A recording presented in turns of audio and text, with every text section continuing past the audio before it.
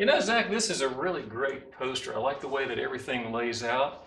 And as an executive coach, most of the clients I deal with, we are looking at this first item you have up here. They're dealing with EBITDA, they're dealing with the complexity of their situations.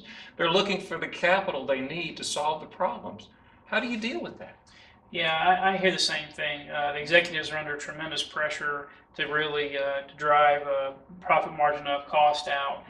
Typically with working capital, usually the good news is that it's just a matter of applying some statistics to figure out really what needs to be in place. The working capital is usually measured in millions of dollars, and it's a matter of figuring out what inventory we don't need. Usually EBITDA and attacking that problem is a little bit more difficult because there's usually so much, ultra focus on driving COGS or cost of goods sold out of the business. But what we're going to bring to the table is really a lot more, again, statistical tools to be able to help you on that. The last part is complexity, and complexity is related to lead time.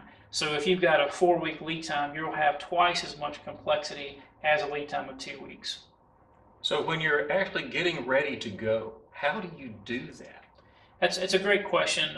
3 of the tools that we're going to use to attack this, the first one is a value stream assessment.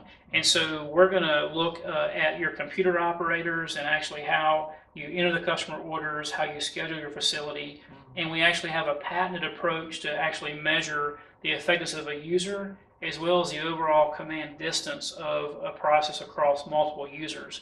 So we'll go very, very much in depth with transactional. We'll also, on the other hand, work with equipment reliability. So we'll actually be with OE calculations under your machines and being very, very comprehensive on that side.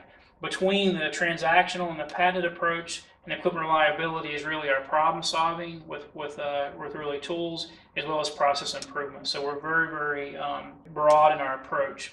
The second tool that we're going to use to help you with those 3 needs is really an X matrix. And at a high level, we're going to have really the 3 to 5 year goals of your executive team on the south side. We'll have the projects going to drive those on the north side. We'll have the bowlers of how we measure it on the east side, as well as the champions that are going to drive that.